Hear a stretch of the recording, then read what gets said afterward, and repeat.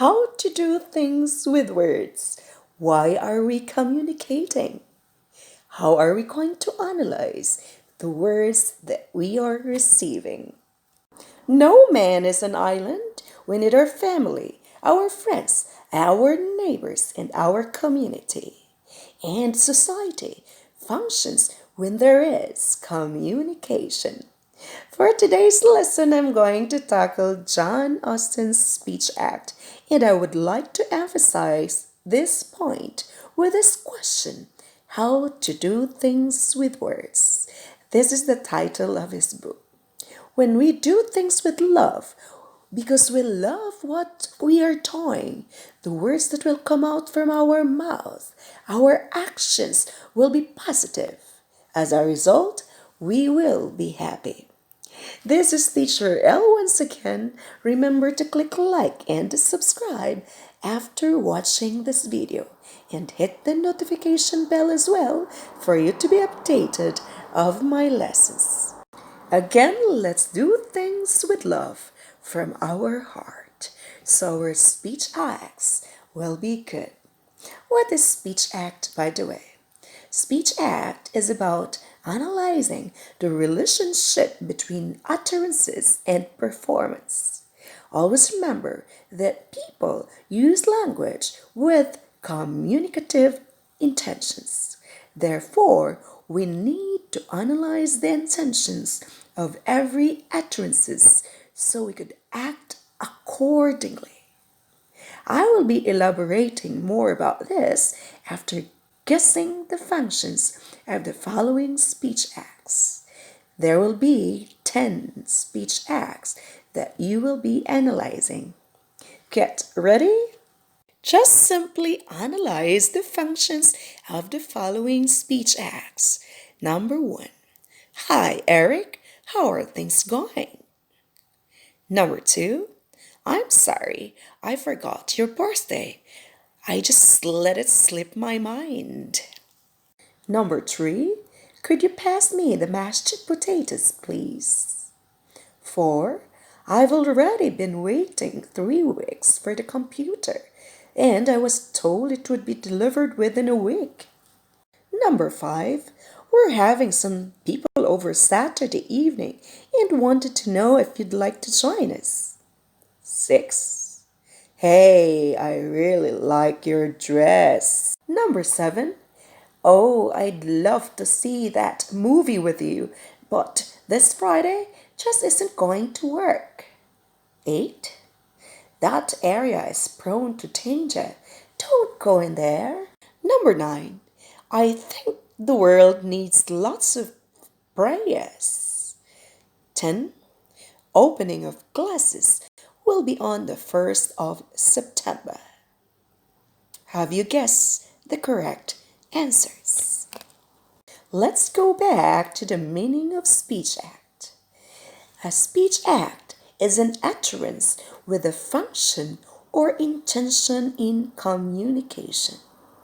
We communicate, we talk because we have our intention. We perform speech acts when we offer an apology, greeting, request, complaint, invitation, compliment, or refusal. We could also state an opinion, give information, persuasion, warning, and entertainment, and so on. Speech acts include real-life interaction and require not only knowledge of the language, but also appropriate use of that language within a given culture, or else there will be misunderstanding and there would be chaos in communication. That's why we have to learn on how to analyze speech acts and the intention as well. Let's check your answers. Number 1, hi Eric, how are things going? That is very simple, that's a greeting. Number 2, could you pass me the mashed potatoes, please? It's a request. Number 3, I've already been waiting 3 weeks for the computer, and I was told it would be delivered within a week. It's a complaint. Number 4, we're having some people over Saturday evening and wanted to know if you'd like to join us. It's an invitation. Number 5, hey, I really like your dress. It's a compliment. And number 6, oh, I'd love to see that movie with you, but this Friday just isn't going to work. It's a refusal. I'm sorry, I forgot your birthday. I just let it slip my mind. It's an apology. That area is prone to danger. Don't go in there. Is a warning. Number 9, I think the world needs lots of prayers. This is just simply stating an opinion. Number 10, opening of classes will be on the 1st of September. This is for information.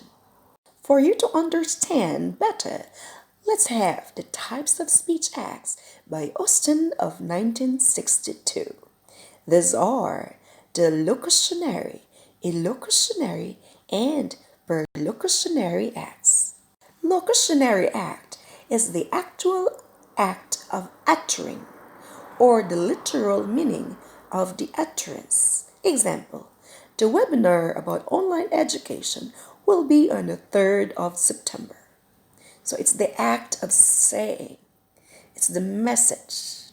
That's Locationary Act. What is a Locationary Act? A Locationary Act is the social function of what is said, meaning what is the intention of the words being uttered. So for the Locationary Act, the webinar about online education will be on the 3rd of September.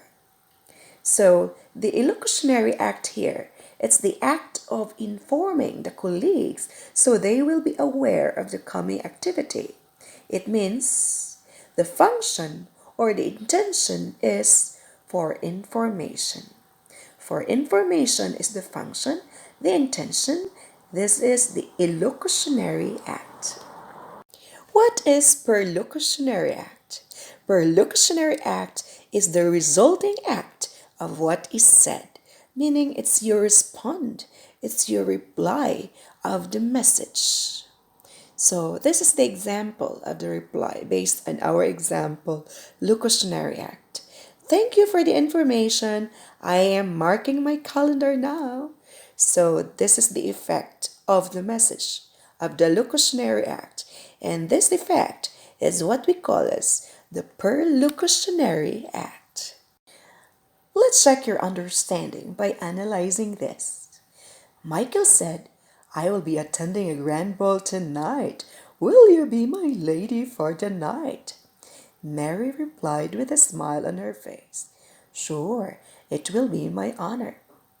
Just simply locate the Locationary, Illusionary, and Prolocationary Acts. Here are the answers. The Locationary there is, I will be attending a grand ball tonight. Will you be my lady for the night? That's the message, the utterance, the Locationary Act. Now, what is the intention of the Locationary Act? It's invitation. So, illocutionary is invitation. What about the Prolocationary? Sure, it will be my honor. That's the response, that's the effect.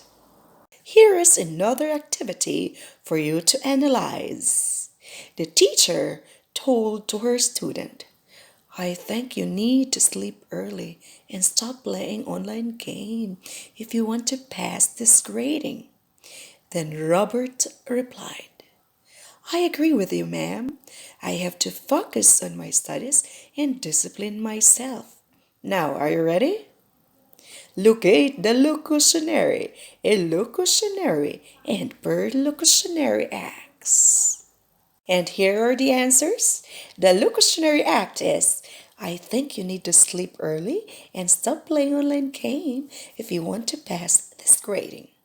The illusionary it's an advice, is a warning. And the Prolocationary Act is, I agree with you, ma'am.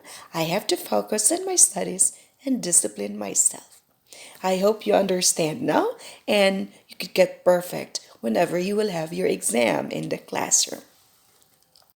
Analyze the functions of the following speech acts. Let's have more brain exercise. Number one, would you please close the door? Number two, don't go deep. Number three, is there any sugar? Would you please close the door? Is a polite way of requesting. Use could and would and please to sound polite. Don't go deep.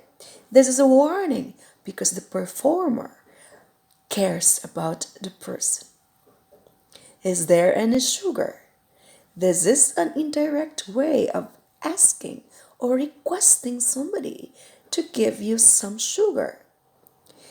We have to analyze the intention of the speech acts so we could act on it properly.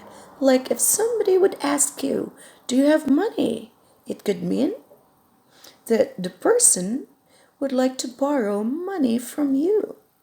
So, we have to understand the functions of speech acts by analyzing the following locutionary acts. Identify the functions of the following locutionary acts. Are you ready? I hope you already understand the lesson and could get the correct answers.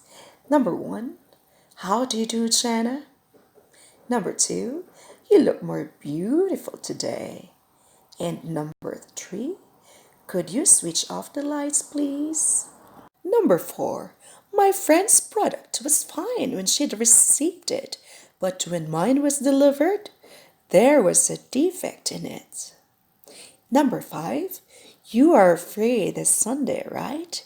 Would you like to dine with me?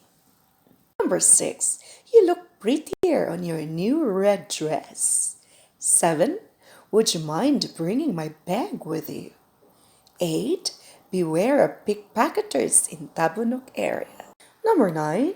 It's no good to kill people without given due process. If animals have their rights, what about humans? Number 10. As far as I would love to be with you, but my schedule does not permit. Number 11. I want to focus on my study, but your music is too loud to concentrate. 12. I'm sorry for being late. I will not do it again. 13. How are you today, Clark? 14. I think totally banning homework will make the kids lazier and irresponsible. Do you have the answers now? And we'll do the checking afterwards. Let's do the checking. Number 1, how do you do, Shauna? This is a greeting. Number 2, you look more beautiful today is a compliment. Number 3, could you switch off the lights, please? This is a request. Number 4, my friend's product was fine when she received it, but when mine was delivered, there was a defect in it. It's a complaint. Number 5, you are free this Sunday, right? Would you like to dine with me? This is an invitation. Here are the answers for 6, 7, and 8. You look prettier on your new dress. It's a compliment. Would you mind bringing my bag with you? It's a request. Beware of pickpockets in Tabunok area. It's a warning. Number 9, it is no good to kill people without given due process. If animals have the rights, what about humans? This is stating an opinion. And number 10, as far as I would love to be with you, but my schedule does not permit. This is refusal. Number 11, I want to focus on my study, but your music is too loud to concentrate. This is a complaint. Number 12, I'm sorry for being late. I will not do it again. This is an apology. Number 13, how are you today, Clark? This is a greeting. And number 14, I think totally banning homework will make the kids lazier and irresponsible. This is stating an opinion. How's your score?